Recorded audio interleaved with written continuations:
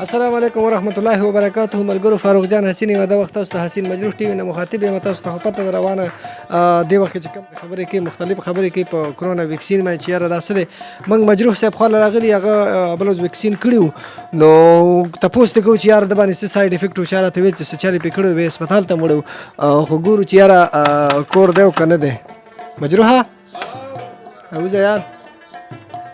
میډیا والا راغلی دی. السلام علیکم. السلام علیکم. وعلیکم السلام.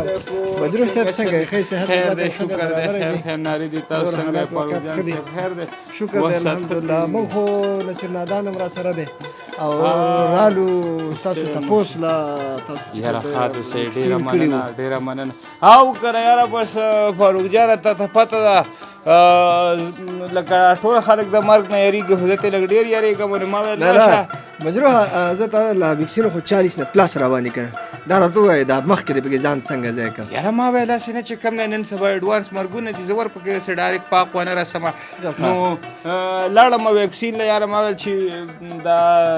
ویکسین ایسته وکړم یاره کرونا دا ولانجې دي کونجې دي بل منګه ګرځو را ګرځو ما نه چېرته ومې نه وایي اورې مجروحه انګې دې څنګه راغېستی دا دې موږ پسې راغېستی دی که نه ساروي مارو سره نه فاروق جان صاحب خراب خو نه یم دا چې کوم دی نو د حجرې ته رالم په دې حجره کې چې کوم دی د مرغو جالې دي که نه هغوی مې بیا خوب ته نه پرېږدي بس هلته کې چغارې چوغارې راواخلي نو هغوی پې پره کومه اکثر یې پکې مکې وخي نو د هغې د وجې نه مې دا ګل لاس کې را سره چې تاسو اواز وکړئ مې ځان سره راوایست کې نور صحیح ده ما خو ویل که یا دې به موږ پسې راغېسته یا دې مې ځان ټینګ کړی بهر ته نه تا خو بیا زه راواغلتو همدغه مرغۍ بیا دې کوټې نه پره کومه چې پکې ونه وخي یا ما خوب ته پرېږدي په روانه کې وایسته او له هغه توتکر کې خو بیا تا ته پته ده او سندره به شروع کړه یو به ورته وایي کوم ځای نه رالې بل ورته وایي دلته کې بهر نه رالم بل ورته وایي ته کوم ځای نه رالې ورته یاره ته خو ته لاړم په غټ کې وایي تاسو ماته کې بیا پیدا کړم د کړي بیا بس چې هغه پوره قصه کوي هوستاله بلته کې نصیر نادان راته ویل ته باندې څه چل کړی نو هاو کنه یار زه خو چې رالم کور ته بس لاړم ویکسین مې ولګو بیا چې څنګه کور ته راورسېدم نو یاره فاروق جانه نظر مې پرکې کېدو داسې وه یاره نو خلکو بعضې کسان خو د دې ساید افیکټ نشته خو بیا دې څه وکړل یاره بس پته نه لګي چې هر څه چلي خو چې زه رالم دلته کې یاره سترګې مې چې تورې کېدې او نظر مې پرکې کېدو نو هسپتال څه مې رابطه کړې وې که نو هسپتال څه مې رابطه وکړه که نه هغوی ته مې ټلیفون وکړو ما ته ویل په توده کې ځان راورسوه یاره بس واپس مې ځان ورسو چې لاړم نو یو میډم ماله ویکسین لګولی و هغه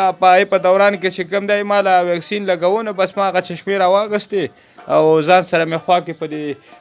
ټیبل باندې کېښودلې پته نه لګي چې څه مسله شوې وه یاره ایسته زما د هغې هغه چشمې په خپل منځ کې بدلې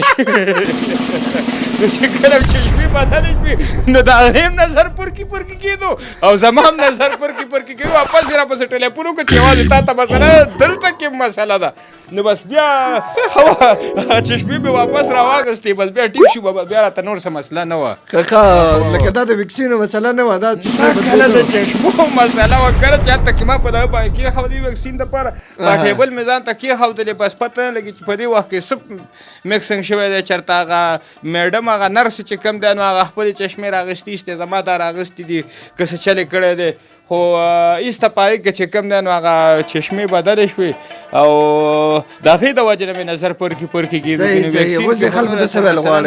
نو بس بالکل چې کوم دی نو ویکسین ولګوئ په ویکسین کې چې کوم دی نو څه مسله نشته دی او دا زمونږ فریضه ده که موږ خپل ځان بچ کوو د هغې دپاره موږ هممهال چې کوم دی ویکسین لګوو چې موږ د نورو مسایلو نه بچ شو بالکل جی مجروح صاحب خواله راغلی وم تپوس مې وکړه